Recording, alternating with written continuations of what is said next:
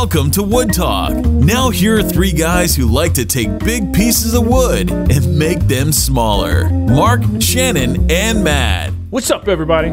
It's show number 570. And on today's show, what's up? We're talking about tool knockoffs, resawing thin stock, glue and brads, and which epoxy,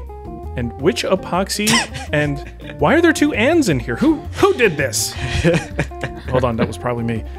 Which epoxy and saving the cherry trees. But before we get to that, we want to let you know that this show is proudly sponsored by you and Me? some crappy ads. Actually, cool. quite a few crappy ads, but mostly by the people listening to the show. They're who support us now, and we appreciate that. And I'll tell you what, Matt is gonna take some time to read some names, and then also tell you how you can. It's gonna take some time, and also let you know how you can help us out if you haven't already. All right, everyone, if you want to help support the show, you can totally do so by going to patreon.com/woodtalk and signing up to become a patron of the show. This time we have a whole slew of, that's a long list of people to thank. So here I go. Jared Robinson, Seymour Butts, Woo! Ed3D.net, Steve Bedford, Robin D. Stone, Julio Escabiblo, Jason Roby, Alan Botvick, Perfect. John Hutchinson, Steve Livingston, Chris Van Hughes, Sean Chappell, Biff's Bench, David, Pete Schwartz, and Scott. All right, that's awesome. What a great bunch of people. They're fantastic. You guys rock. And if you did support us and haven't heard your name yet, it'll be on next week's show, or the next show, I should say. Okay. Or Matt by the way, we should pronounced it mention so poorly Matt, that you didn't realize it was your name. That's true. You never know. Never can tell. There's that too. Matt also has a cold, so if he yeah. sounds a little bit under the weather, that's what's going on. It's sniffly. A little sniffly. You look just as good as always, though, so you got that going for you. I always look like crap, so it's perfect. It's just That's what I meant. it's Always the same. I know. I'm making sure everyone at home understands the references here and all the jokes you're making at my expense. Oh, I love it. So on Instagram, that picture, I guess you and your wife at a Boy Scouts thing. Yeah. And I made one of my stupid jokes that I make, right? And I showed this picture to Nicole. I said, see, I'm not the only one that married up. There's a lot of us. Yeah. Boy, that joke just really fell flat in this room here. Good job. Way to be my support, you two. Appreciate that. All right, so let's get to what I'm going to call at this point. Every time we do a show, Matt, we're going to do a little bit of a great kitchen race update, right? Ooh, so we have theme song, jingle thing. We need some kind of jingle. Somebody go to Roll Fiverr the and get music. one done. Yeah, so it's basically my very expensive but also not well-made kitchen upgrade that I'm doing versus Matt's very long-term, very high-quality, probably still really expensive, but saving money to some extent because he's doing the work himself. Air quotes. Yeah. And just to see where we're at, to see, who hits that finish line first. So I can so tell where are you you at? the Like, price just of give white a oak right broad now. sense. Matt's kitchen is more expensive just based on the price of white oak right now. So Yeah. especially in the dimensions that you have it in, yeah, yours is more expensive Yeah. by a long shot. Well, there's that part, I guess. I got all my base units in place and installed. We had the countertop people come and measure for the stone. And while they're doing the countertop fabrication, I have moved on to doors and drawers. Mm-hmm. I made a bunch of the basic drawers, I'll call them, I guess. All the basic drawers are made. Nice. Drawers that are just drawers. Yeah, just plain old drawers. They don't do anything else. That's it. Just open and close and hold stuff. That's it. Those ones are the basic ones. Cool. Good thing I clarified, though, right? What are non-basic drawers? Drawers behind drawers, drawers behind doors, drawers that are complete pull-out units, drawers that have obstructions behind them. Okay. Those things. Cool. Wow. All right. So we're at the point now where... Wow, you have an actual answer. Wow. All right. We've got some drywall repair going on. The walls that needed to come down are down, and the walls that needed to go up are up. And they have just finished up the drywall, adding the first coat of paint, and I believe tomorrow they'll be setting some cabinets. So we are moving right along. The other thing, and I guess this just ties into what's on the bench for both of us, really, so maybe we won't have to repeat that. The floors in my kitchen, actually the floors on the entire main level, are very dark, like a dark brown. And I assumed, just looking at them, and as did the flooring guy, that they were just red oak. And we were going to match them, even though I wasn't real fond of that dark color. You know, it's like, what are we going to do? Refinish the entire floor just for the kitchen? So we're going to match the stain. And once they got that thing sanded down, we took a look at it. And, well, first of all, it turned out to be white oak, not red oak, Nice. because they actually had to replace a section in the kitchen. So they wanted to kind of pull a whole section out and then pepper in the old and the new, just to kind of stagger it and make it look a little bit more even. But we had ordered red oak, and he had to go get a whole bunch of white oak because he didn't realize. So as I'm looking at it, you know, Nicole and I both walk in and we're like, dang it. Like, now we see what it looks like in a natural state. The lighter color is beautiful, and we do not want to go back to the dark one. So we're trying to figure out how to get this done. And I already told you guys about this over text, but this is first anyone else is hearing it. So the flooring guy, you know, an older dude, I told him what's going on, and I said, you know, what do you guys do in the way of like water-based finishes? I'm looking for something that won't yellow, but I don't want to put the stain on there. I would like to have some kind of a, you know, protective top coat. What do you guys do in the way of water-based? He said, we don't. He said, I'm just a couple years from retiring, and I'm not going to learn anything new. So I said, I appreciate your honesty, sir. Thank you very much. So here's what's actually happening now. We are going to continue working with this company to do a lot of the like stripping of the old finish. And we're going to continue through over time, over the rest of the house. Because the thing is, I can't do the thing where you completely empty out your house, put everything in pods, and just get it all done at once. It's just not going to happen. So we're going to have to go room by room. And he said, well, we can, you know, refer you to someone else who could do the finishing, but you're still going to have problems if you use like a thick water-based type finish. You might have problems if you don't have good break points where you're crossing grain, and, you know, he's like, you're going to have issues. So I started to think about what my other options might be. And of course, there are these hard wax oil finishes for floors that are supposedly pretty decent. I used Rubio in my basement hardwood project, and that turned out pretty good. I was fairly happy with that. So I started going down that path and go, well, I do know a guy who knows how to finish stuff, and maybe I'll just do it myself. And that is the hole that I have dumped myself into. I am the guy. And yes. Yeah, so I'm going to have them do the prep, the sanding, get everything, you know, ready to go. And then I will come in room by room and do the finish. And the good thing about the hard wax oil finishes, you can, you know, pretty much feather in a old and a new section and do it, you know, room by room, or at least a couple rooms at a time to minimize the amount of stop and start points. So it's the only way I could see to get to the finish line and, you know, save a lot of money by doing the work myself, or at least part of the job myself. So that's the hole I dug myself, and I'm going to put my butt right in it. Well, that'd be fun. It's, Is that part of this race or not? What's that? Is that part of the race or not? Well, it's going to have to be. Like, it's part of the job, right? Like, whatever my project turns into is what it turns into. I want to make sure, you know, we're not excluding parts of things for you. No. This is part of it. Like, it isn't until everything is done. I've got a pantry to build out. If we put a door, I have a pantry door to build. I'll be putting in the baseboards because we're going to upgrade those. I think right now it's just like builder grade MDF baseboards, and I got to go. So we'll be putting new stuff in there. So there's quite a few extra things to do. So I will have. It'll be like Marc I'll be slowing down. Matt's pantry. It's perfect. Yeah. We both have pantries to do with doors and everything. Yeah, we got to talk about pantry stuff.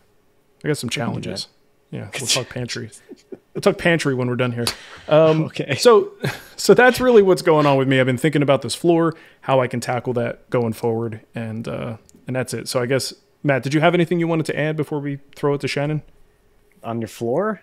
No, on your stuff, your drawers. And I don't want to talk about your floor. I don't know. Yeah, why would I want you to talk about my floor?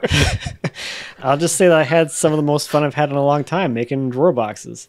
Yeah. I got to actually like just be like woodworker furniture man for like a few days. Just sit at the bench dovetailing drawer boxes. The beautiful thing about that is I filmed the first one and I filmed the last one. Mm-hmm. And then the 15 in between, no cameras. Just you time. Just me. Just being a woodworker. Just going through the process, not thinking about a camera. Just me, my dovetail saw, my chisels, just going to town. Love it. It was beautiful. Yeah, that's good. Very therapeutic, right? Oh, I needed it. That's good. And then you got sick. Then I got sick. Well, you know. Was that from the kids? You going out kissing people? What's going on? Probably. I probably kissed a few people. Mm-hmm. Kids are the worst, though, when it comes to this stuff. I'm sure somebody brought something home, but, yeah, you know, whatever. Okay, it is what it is. All right, Shannon, what about you? So what's, I don't know, what's going on with me? I just finished up my mom's urn. Her funeral is this weekend. It was, I hate to say it was a fun project because of what I was building, but it was interesting. I've certainly veneered boxes before. I've veneered the entire outer of a box, but I've always had like a solid wood inlay, like at the seams, kind of a design thing. This is veneer right up to veneer. And I remember thinking, like, how do I want to cover the seams between veneers? And then I thought, well, you know what? It's super thin. I'm not going to worry about it. I'm just going to have a butt joint. And yeah, you can't even tell. It's like completely invisible, especially once you put finish on and that ingrain darkens in. I mean, it's commercial sawn veneer, so it's like 1/10 of an inch. But it was kind of interesting where I would veneer the opposite faces, and then I would slap one on top and have it overlap. So the show face is the top surface, and that lays down over top of the sides. And like I can look super, super, super close at it now that there's finishes on it. I cannot see anything. So it just goes to show you, it's one of those things where you kind of overthink it. And I'm thinking like, maybe I'll put like an inside bevel. So I'm essentially mitering the veneer. And I was like, this is stupid. Just do it. Plus, the more you miter it, that thinner that edge is, the more fragile it would be. But it came together beautifully. And it was a really interesting kind of test case for using my new Joint Maker Pro. I think I said in one of the last shows, I finally decided to splurge. They had like a flash sale and I got like $100 off of it. And I went ahead and tried it, like 15 years waiting to possibly buy one of these things. And honestly, I kind of grew out of the tool. Like it's a total luxury item, and it's really only designed for like box making, smaller things. Like you really don't want to cut 3/4 inch material or heavier on this. You can, like the capacity is there, but it would take for bloomin' ever to do it. I was working in 3/8 inch material and that worked pretty well. But the quality of the cut and the precision, the accuracy of the cut is so high. You just went straight to glue up, which I know, no big deal, right? A lot of people do that with their table saws, but it was, I don't know, meditative is the word. I mean, it's a hand tool process, but it is as close to power tool precision, like set a fence and forget it, that you can ever get, where you set a stop block. And I was making, a box. So I needed to have the ends the exact same dimension and the sides the exact same dimension. So putting a stop block on the fence and just kind of letting it go to town with that long bevel, which is always kind of typical or difficult when you're making, box. This thing is about 7 inches tall and a good 10 inches long. So I had, sizable bevels to cut on this, and everything just came together absolutely perfectly. Yeah, I think that was maybe not the smartest thing to test a new tool on a time-sensitive thing that I want to like put my best foot forward on. But, I trusted John Economaki and the people that have taken over after we now bashed Harvey Tools a couple of times. I trusted their quality, and it's a pretty cool tool. Do you need it? Absolutely not. Would I recommend it to somebody? Only after you have all the tools that you possibly could need in your shop would I recommend this tool. It's not like buying a second bandsaw. It's like buying a third bandsaw. That's how superfluous it is. But it's a cool tool. I mean, it's you have to admire the fit and finish of it. I mean, it's incredibly precise. The tolerance on it are super, super tight. The machining and the movement of it is absolutely beautiful thing to work with, but yeah, completely unnecessary. When I finished that project, I moved to hand sawing boards and pocket screwing them together. So that was trying to bring karmic balance to my wood shop. Nice. Let's get into our kickback here. It's funny. We had a lot on the HOA thing. So I only picked 3 of them, but we probably had about 10 different people, and Nick Offerman's name came up in almost every instance. So clearly a good choice for whatever movie would come out of this. So Shannon did ask if anybody had ideas for cast members on the proposed woodworker versus the HOA. And this is from Justin. He says, Jack Black and Owen Wilson are a gay couple that dream of running an online wood art business. They build a wood shop behind their suburban home. They are blocked and challenged at every turn by the HOA president, played by Nick Offerman. Yeah, basically Ron Swanson. That doesn't sound horrible. No. Yeah, and Ron Swanson. That's what we're also getting is that the person involved here would be Ron Swanson. Yes, Nick Offerman, but they're talking about like it would just be Ron Swanson in the movie. So Matt, you got the next one. Like the opposite of what he would stand for in Parks and Rec as a character, but whatever. Well, most people That's who true. brought him up had him on the other side, not working for the HOA, being the one who's fighting the HOA. This would be ironic because Yeah. this is against everything that character believes. Okay, anyway. Right. This one here is from Murray. First, as an Australian, we only hear the horror stories about HOAs. The revenge that some people manage can be highly entertaining, but overall they sound terrible. Okay. To that end, I would cast not Nick Offerman, but Ron Swanson from Parks and Recreation. It feels like the role he was born to play. His general disdain for government and regulation, along with some of the libertarian beliefs, specifically as it relates to his own workshop, make it less of an acting role and more of an ambassadorship. If you haven't yet seen the episode of Parks and Recreation where he attempts to get the permits for expansion of his shops, do yourself a favor. I didn't It's see quite that one. good. That's a good one. Where he's got like the oily rags by the wood stove and panels overloaded, and Are there woodworker inside jokes in there? basically, That's great. Yeah. all the safety concerns that you would have in a wood shop. Oh, that's fantastic. The more I think about it, All right. this Well, you know really what? doesn't need to be its own movie, but rather just Parks and Rec spinoff, like Parks and Rec the movie. That's really all this is. Yeah. A lost episode, something like that. Yeah, I could dig that. All right. Well, we're going to take a second to pause so we could take a little bit of a commercial break and pay them bills. Let's go out to the lobby. Let's all go to the lobby.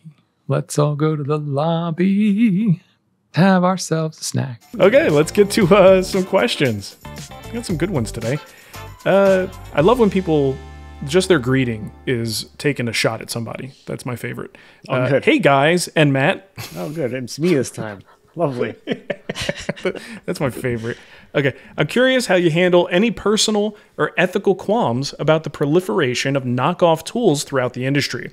I have a Laguna F2 table saw purchased from the Blue Woodcraft and a Laguna 18BX bandsaw. Both of these were previously manufactured by Harvey. It's my understanding that there was a falling out between them over intellectual property and Harvey selling the same tools under their own name. When you look at Harvey's table saw and the bandsaw offerings, they're basically Laguna tools with the word Laguna scratched out and Harvey written on it in crayon. Maybe they have some upgrades, but the core product remains the same. Combine that with their gimmicky pricing, and it's hard for me to think they're anything but a more sophisticated version of the woodpecker knockoffs that you can get cheap on Amazon. Maybe I misunderstand the situation with Harvey. I said Harvey, whoops. But it seems pretty sketch either way. I wouldn't feel right turning to Harvey for either of those tools if I needed them, but they also have things that are genuinely original. I'm just not sure it's right to even purchase those. I'm interested in your take. Am I overthinking things, or is this something we have an obligation to take a stand on? P.S. Go Sleep Number Bed. I'm guessing that's an ad he got. I'm I haven't guessing heard so, Sleep yeah. Number on here. I have a Sleep Number bed. I mean, I could do an All ad right. read for them if they wanted. There we go. Why pay for the cheap one when you can get the good one? I'll tell you what it's like sleeping on one of those things. But I'm not going to because they didn't pay for that. So, all right. This is interesting. So I was going to ask you before we had some technical issues. You know, one of the things with Harvey was the acquisition of Bridge City Toolworks. I was going to ask you did you ever have any hands-on with the Jointmaker Pro prior to this to see if there were any changes since then? Woodworking in America 2010? 9? Like launch for that. Like the prototype. Yeah.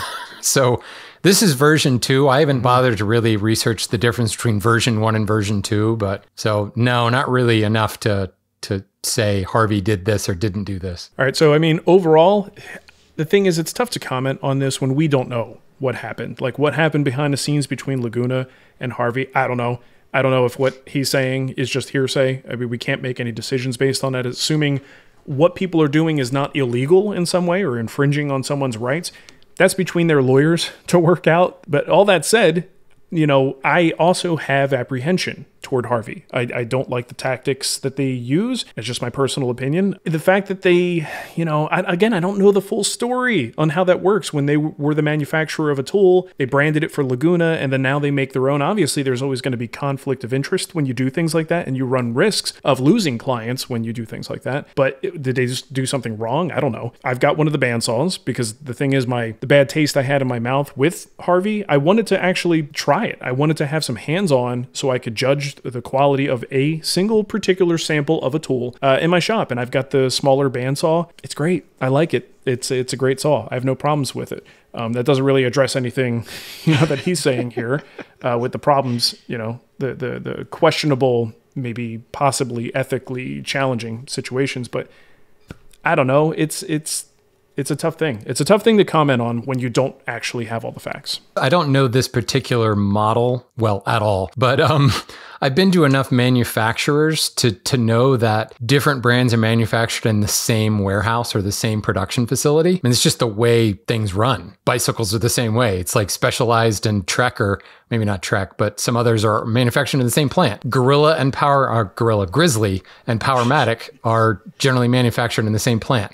Trex decking, Fiberon decking, and Veranda decking are all manufactured in the same plant. There may be slight differences in composite decking, like the feed rate of the extruder is slightly different. Slower gets a better product. But I've looked closely at the Powermatic 20-inch planer and the Grizzly 20-inch planer I have. Yes, there is a US-made Baldor motor on the Powermatic, but I can't tell any difference other than green and gold paint job. And it's my understanding they're made in the exact same factory. And sometimes Grizzly is Wednesday and Powermatic is on Thursday, and that I've seen that. I haven't been to the Grizzly Powermatic one, but I've been to composite decking. I've been to bike manufacturers. I've been to finishing manufacturers. I went to a big brand paint manufacturer up in New Jersey, and they were making that big brand and 3 other similar brands that you would find on the shelf, including Home Depot's in-house brand. They were all being made in the exact same factory. I don't think this is uncommon in the slightest. There may be some intellectual property. Again, I don't know this particular bandsaw model to know if there's anything unique about it, but I mean, is any bandsaw truly that unique from the others on the market? Right. I mean, that's the thing. How different can you get? You've got some guides, you've got a table, you got a couple wheels. It's it can only be differentiated so much. Job. I mean, one of the most egregious examples of this, if you think back to when tenoning jigs were a thing and people like to use them, it seemed like every company had the same exact tenoning jig, just with a different paint job. Rockler had one, Grizzly had one, Powermatic had one, Delta had one. Shopfox, I think they had one. Everybody had one, and they look exactly the same. I think one of the differences, though, with this is that imagine that silent OEM manufacturer just suddenly starts to make their own. And if what he says is true, they took some intellectual property, possibly from Laguna, and applied it to their own products. Yeah, that's definitely not great, but here's the thing. You've got other options. If something's rubbing you the wrong way about Harvey, go elsewhere. If you like the cut of Laguna's jib, go there. They've got bandsaws too. You don't have to support that brand if something is just icky to you. All right. Well, that was Charles, by the way. I forgot to put his name in there. I want to give him credit for asking a good question. Thanks, Charles. That's an interesting question. Well, I mean, what about the woodpecker is pretty stuff? Common, everywhere. Yeah. I don't think this is any particular, you start opening your eyes, you start seeing it everywhere. There's one manufacturer and the only thing you're buying is the brand. And the brand, but their job is to sell the product. So it's like separation of manufacturing from sales through a lot of different products in various different industries. What are your thoughts on something like the woodpecker scenario, where Woodpeckers comes up with one of their one-time tools, and then you just see tons of knockoffs that are just red aluminum? I don't know if they're as good, if they're as accurate, but they are certainly cheaper. And they even go to the... Yeah, I think the trick with those, though, is that they even go to the extent of stealing their content and images. They're not even, they're just kind of photoshopping and blurring out the Woodpecker logo. Yeah. It's bad. Those are bad. And that's I guess part of it. No, you part of their budget marketing goes towards hunting down these people that are doing these things, I guess. Send them fun legal letters. Yeah. I guess. And then they go, I guess. Throw that in but a special can you truly filing cabinet. patent a square? I mean, yeah, You know? that's the difference, though. I mean, They're just copying them, or they're woodpeckers actually claim to copying fame something as their patented? precision. yeah, Right. it's tricky because Yeah, woodpeckers I don't see is, how you could possibly patent that. yeah, it's tricky because woodpeckers is also making things that are sometimes they're creating a solution for a problem that doesn't exist yet, so they're looking for the problem and making the solution and then charging a lot of money for it. And I think that gets a lot of like angst out of woodworkers, maybe especially ones who have been around for a while. They just kind of see through the marketing and don't like it. And then you got new people who come in and think they need these things. They see the red wall behind YouTubers' shops and assume that they need those too. But look how expensive they are. Oh, but if I look on Amazon or on my Facebook feed, I got this ad for this thing, looks just like it. I'm going to buy that. And there's sometimes a little bit of anger toward a company who's very proud of what they make and they charge a good amount for what they make. So people are just anxious to get something or maybe take a shot at them in a way. But those other ones, do they give? I haven't looked at any of the imitation ones, but did they actually give any specifics on accuracy? Typically, I'm sure they do to some extent, but like, because that's the biggest thing with like measuring a marking tool or squareness. Yeah. Like just like looking at squares as a whole, they should be able to give you whatever their tolerance spec is for the squareness of that tool, yeah. and be able to stand by that. So I'm not sure if that's what you're not buying by going to a knockoff. Like it's a square, but it's a right angle looking thing, but we don't guarantee any level of precision to that squareness. But even if they did, considering the source, I mean, would you trust it anyway? Well, that's the other thing too. Like you buy this what's thing, the it's quality supposed to control like? it's supposed to be within spec, but then you get it, and it's not. Are they going to replace it for you? Yeah. No, maybe. They'll just send you Does it another have ish crappy one. at the end of the product name? It's a square-ish. Squarish. Right. Well, I'm looking at one here. I think I would actually buy that. I would admire that. Looking at one of these little mini squares, and it gives the dimensions of it. It does not seem to put forward any kind of accuracy numbers. Okay. So, I mean, buyer beware, certainly, with something like that. And on the small ones, I don't think it matters as much. But if you start getting bigger, then you're like, Well, then hold it on. gets exaggerated even more, right? Well, here's one of the reviews from Mikey. He says, unusable, warped like a noodle. Don't waste your money. The long leg is just unsquare. It's bent in an S shape, not even worth returning.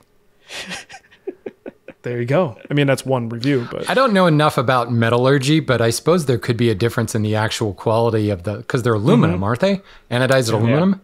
And I know that, like, I think anodization can have different quality, and certainly, they have to in order to hit those low price points. There must be corners cut somewhere. yeah. Yeah, They're R&D. using a lower Right, they didn't have to come up with grade. that. And marketing. They don't have to make any marketing videos. They just blew out the name. Yeah, true. Just stealing all the woodpecker stuff. Yeah. We just got an intern with Photoshop. that's all That's you the need. marketing department. Wonderful. All right, Matt, you're up. All right, I don't know if that really answered any questions, but hopefully it gave you something to think about. All right, we got a question from Eric. Eric says, I'm going to be making a buffet this spring, and I want to use epoxy to glue it up for a longer open time. I also want to be able to use it to fill any small knots or cracks as needed. Which type of total boat or wet system epoxy is best for this? I'm overwhelmed by the options and know nothing about epoxy. If I can't figure this out, I might quit woodworking out of despair and take up knitting instead. That's a good idea. So from my experience, we'll start with that, I suppose. I've used both the West System and the Total Boat. Both of those, I have the 5-to-1 epoxy, and you can get that with varying degrees of curing speeds, and you can kind of pick whichever one you want for how you usually work.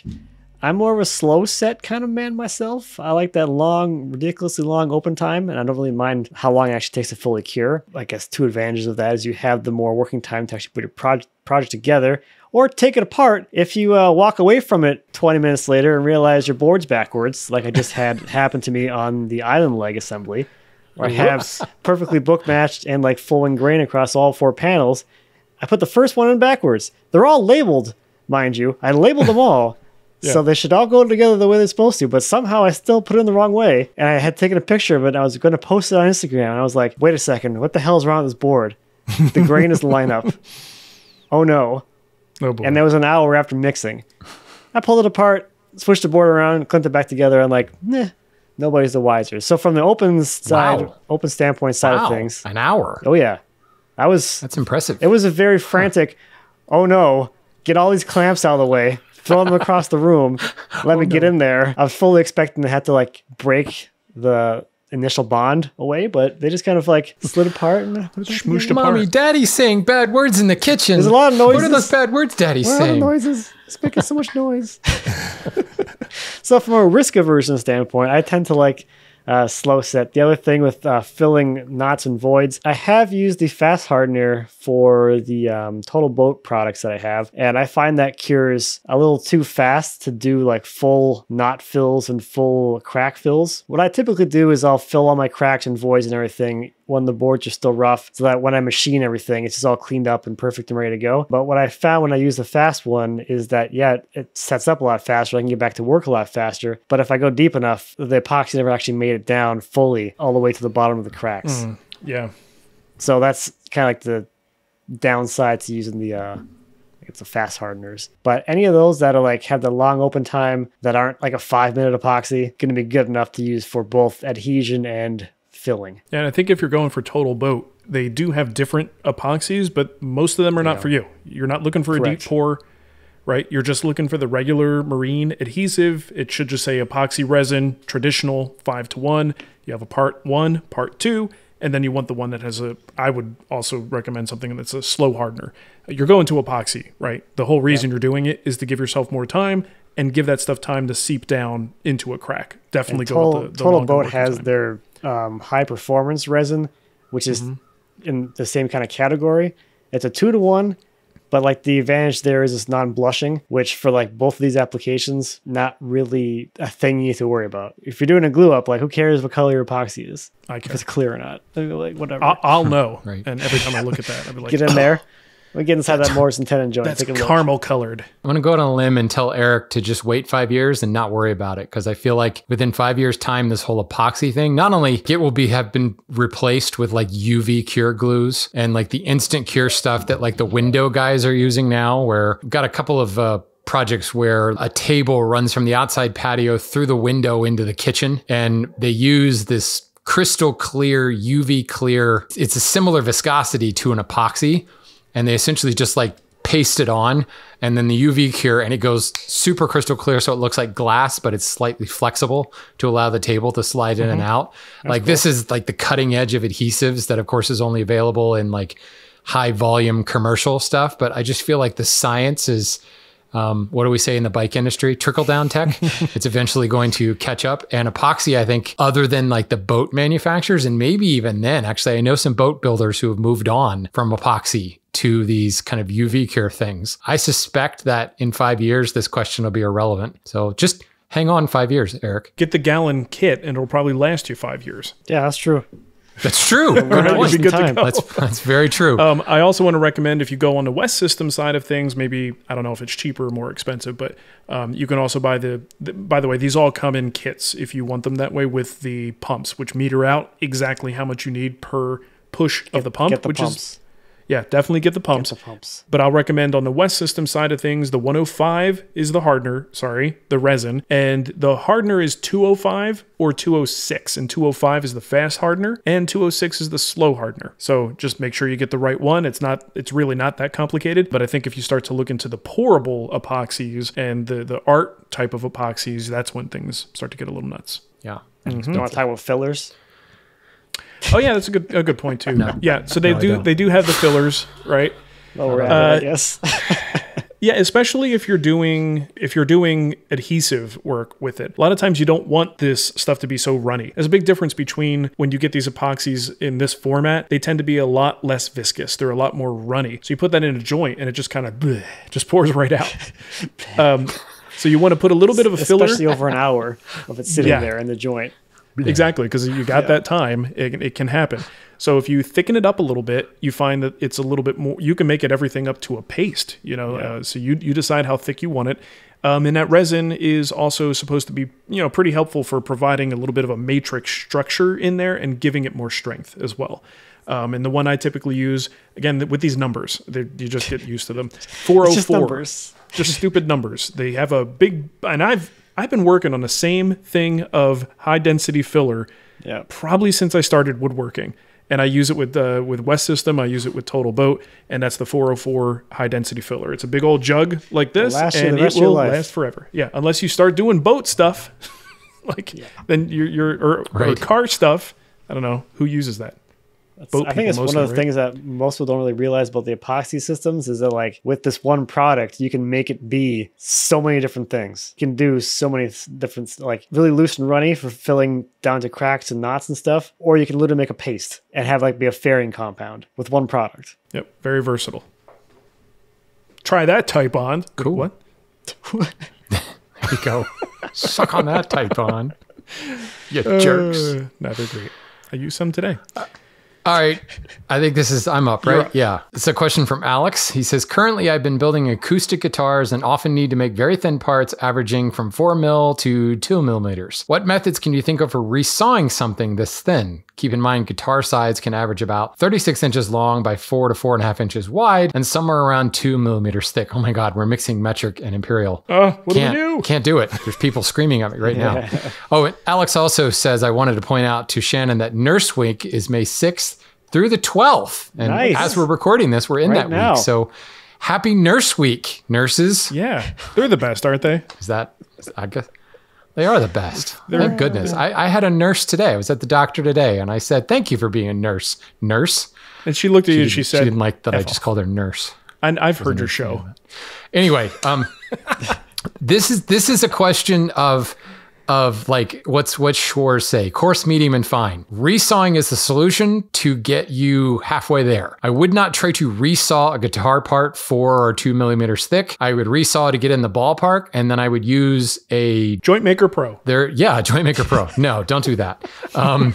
There is a product like drum sander is the way to go. And if you're doing a lot of this, a drum sander is going to be your best solution. But if you're not doing a lot of it, there is a product called the Luthier Pal. Honestly, I didn't Google this ahead of time. It's a product that's been around a long, long time. I have a feeling it's probably been redone by several people, but it's a drill press attachment. So it turns your drill press into a vertical drum sander. It's got a sanding drum. So obviously your drill press, you've got to make sure you don't have run out on your drill press so that you're going to get that consistency.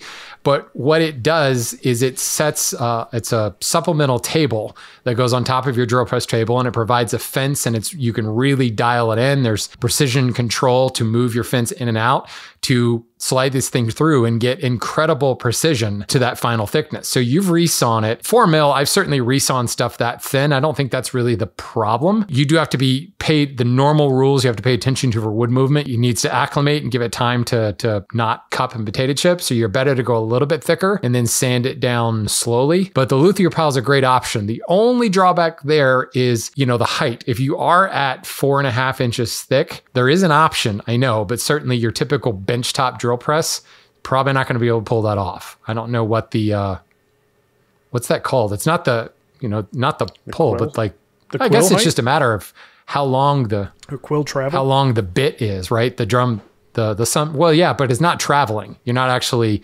moving the arbor up and down. There's a term that I can't remember now.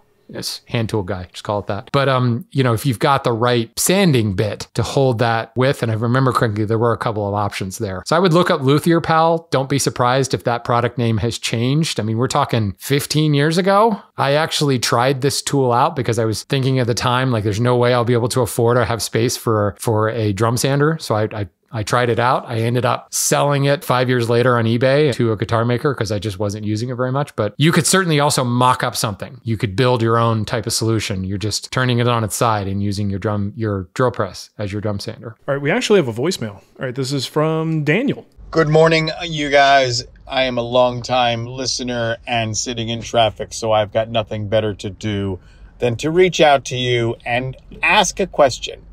As you may know, the cherry trees on the tidal basin of the Jefferson Memorial in Washington, D.C.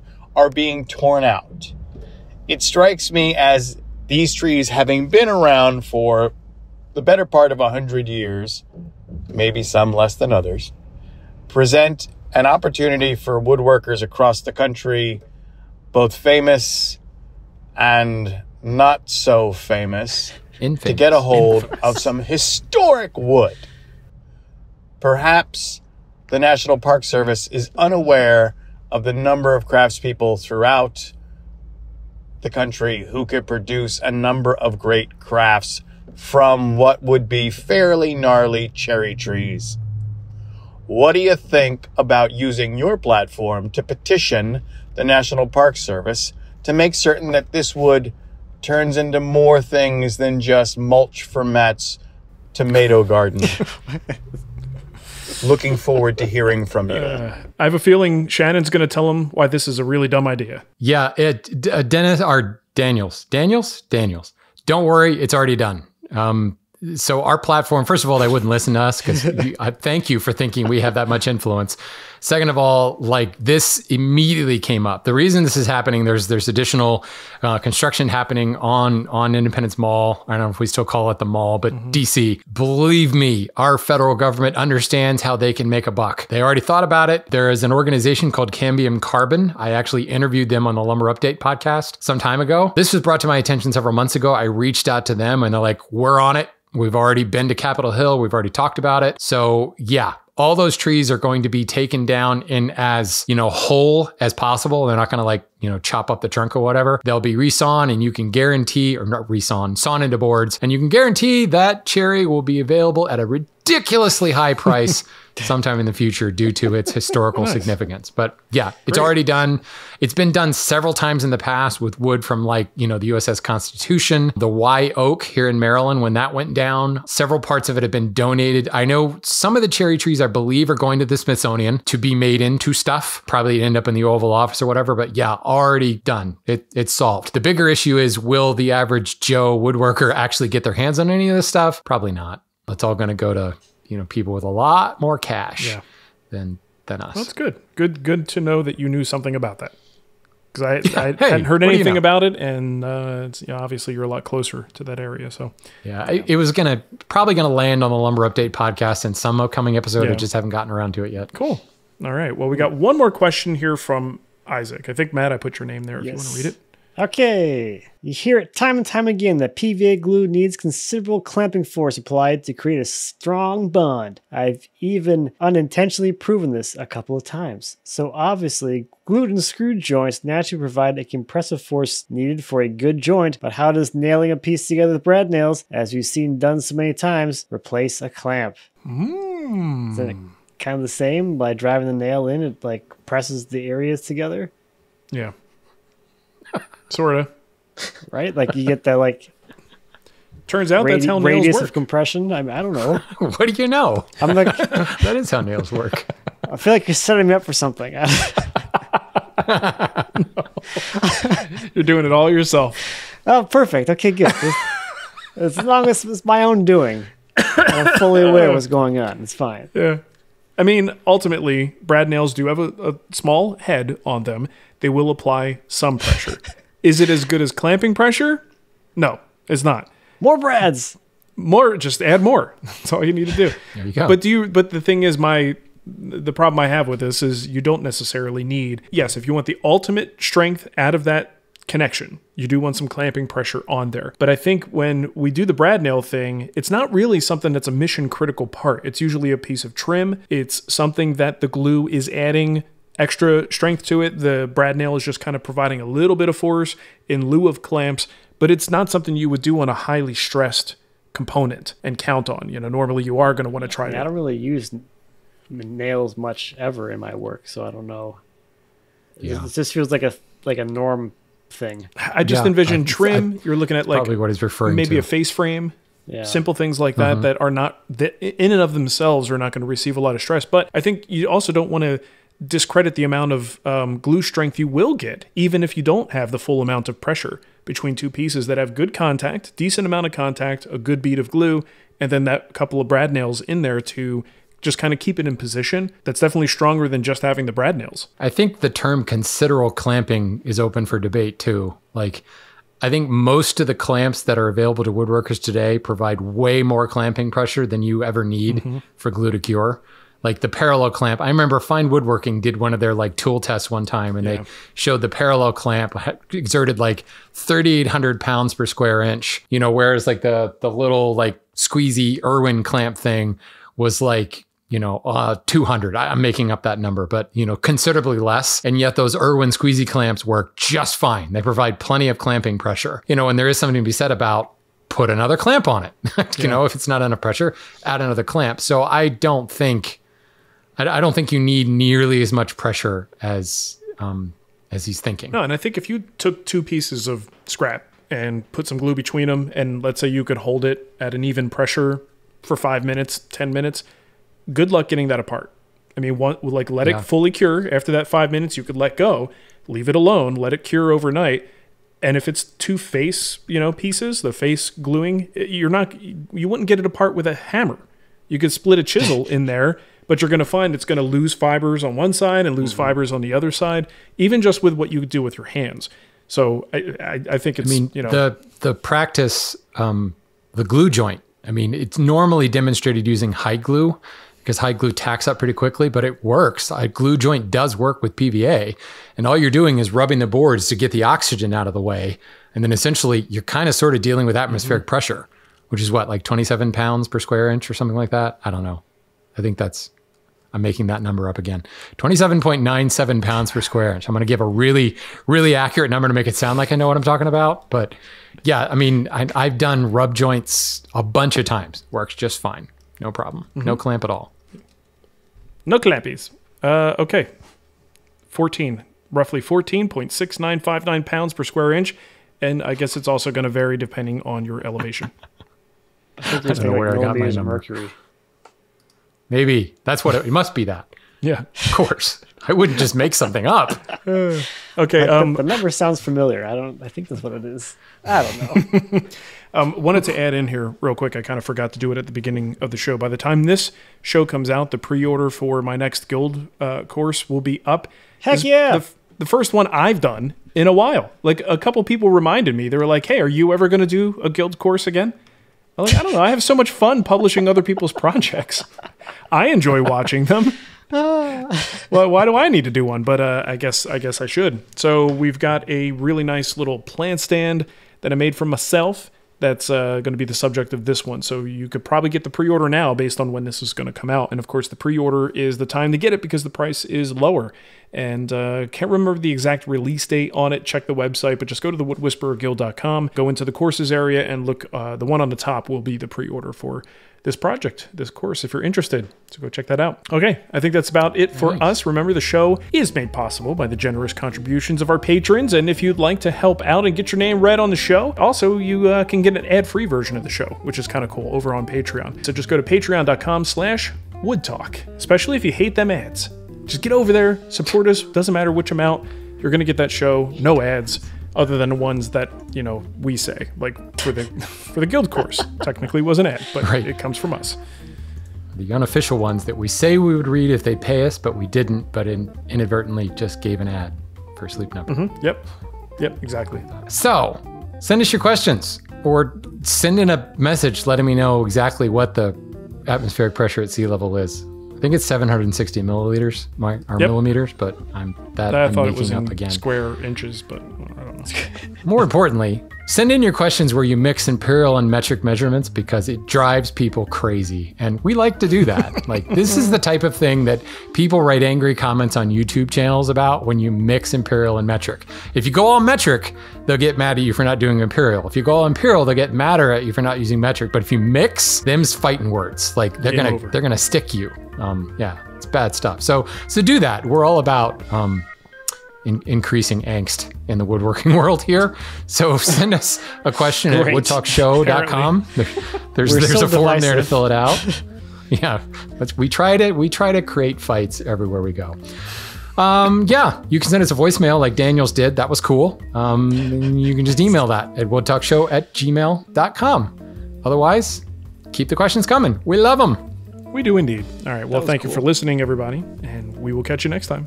Goodbye to you. Bye-bye. Bye-bye.